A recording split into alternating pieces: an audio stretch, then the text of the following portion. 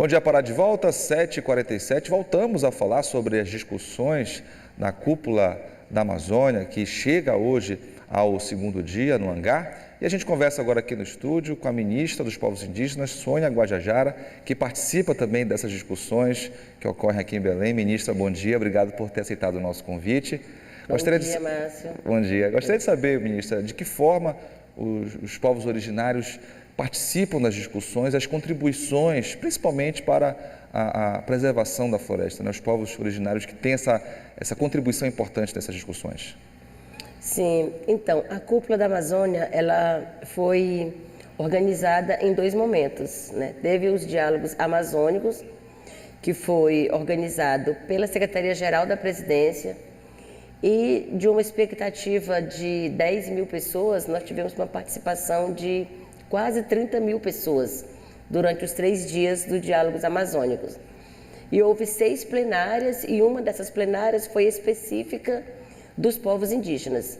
E nós tivemos aqui, né, um número de quase 1.000 indígenas de toda a bacia amazônica, ou seja, né, não só da Amazônia brasileira, mas dos 8 países que compõem a Amazônia. E também indígenas de outras regiões do Brasil.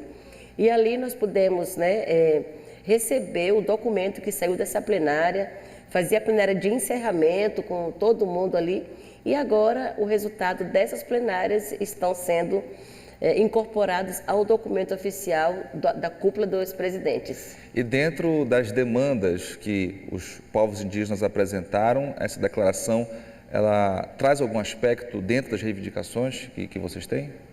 Então, é muito importante pensar a proteção da Amazônia a partir da proteção das pessoas. E isso foi amplamente debatido, foi uma voz única ali por todos os presidentes dos países que estão aqui, pensando essa ampliação da participação dos indígenas também nos processos de tomada de decisão, porque nós temos que pensar não a Amazônia, mas as Amazônias, né? São 8 países com Amazônias distintas, que têm culturas, povos. E aqui dentro do Brasil também há as diferenças, né? Exato. Então, aqui mesmo, né, e nós temos a Amazônia brasileira com o maior número de povos indígenas do Brasil, a maior população indígena, né, do Brasil está na Amazônia. O IBGE acabou de lançar aí o dado atualizado da população indígena, né, que aumentou 88% e a maioria está na Amazônia.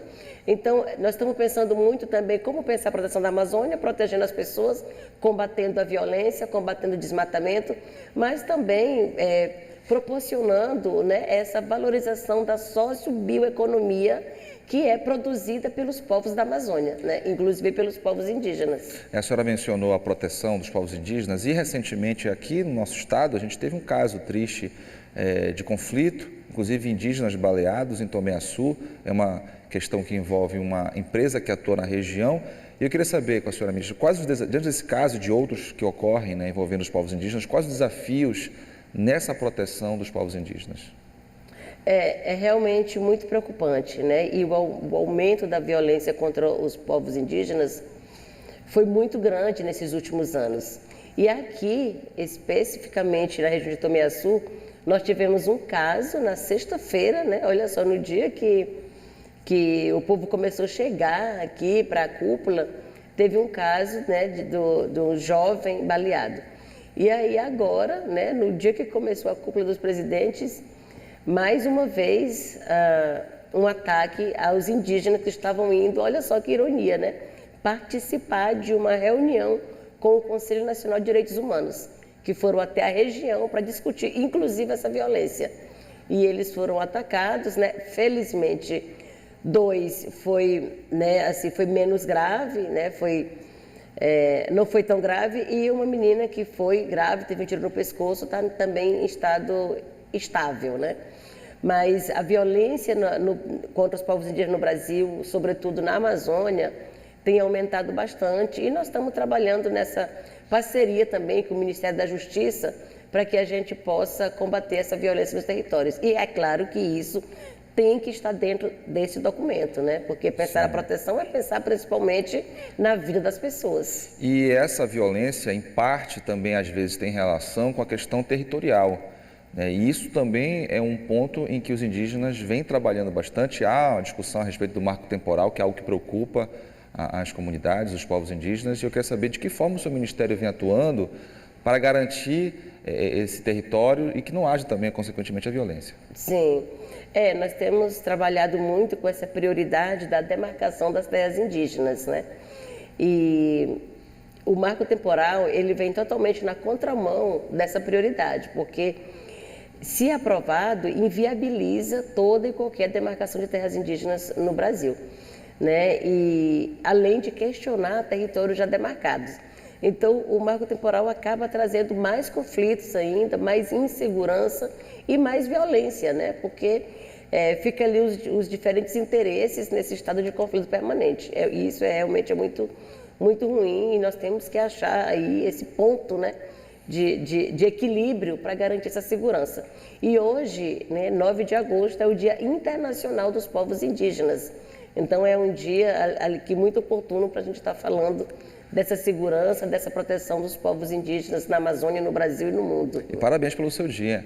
Então, e a gente vai falar agora de um outro aspecto que também acaba incluído nesse contexto. Falamos sobre a violência, a demarcação de terras, e também a gente tem outro aspecto, ministra, que é o preconceito ao povo indígena, que ainda, infelizmente, é muito forte. Eu queria que a senhora falasse da importância da preservação dos povos indígenas, não só para a Amazônia, mas sobretudo para o nosso país, afinal são os povos originários.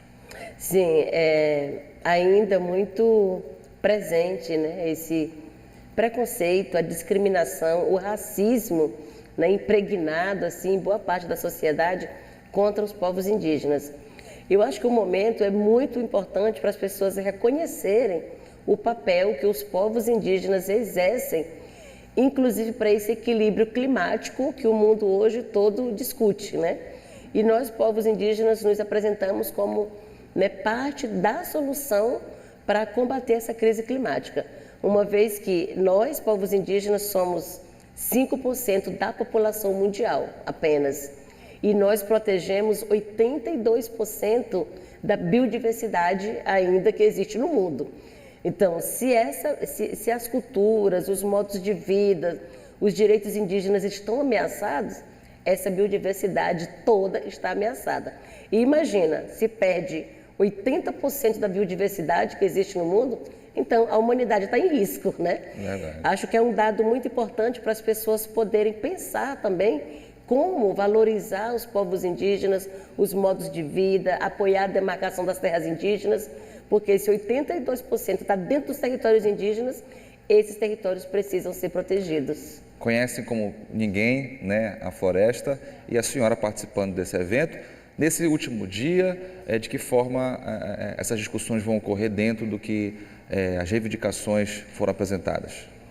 Olha, então, eu estou lá participando diretamente, né? Participei ontem o dia inteiro, né? Tive também o espaço de fala ali, porque está lá formalmente o Ministério do Meio Ambiente, o Ministério das Relações Exteriores dos 8 países, né? Mas aqui no Brasil, com a criação do Ministério dos Povos Indígenas pelo presidente Lula, nada mais justo do que os povos indígenas estarem ali inseridos também de forma oficial nessa programação. E nós estamos, né? Estou ali participando. Hoje volto a participar o dia inteiro para a gente poder agora ampliar a discussão com outros organismos internacionais de outros países, né? Além dos países da Bacia Amazônica que estarão ali. E aí a expectativa é que esse documento possa ser revertido em metas, né? E é o que os países agora estão definindo, esse caminho que vai se seguir não só até a cúpula para pensar essas metas e as formas de implementação das metas apresentadas nesse documento, mas pensar a Amazônia, né, para os próximos 30, 40 anos.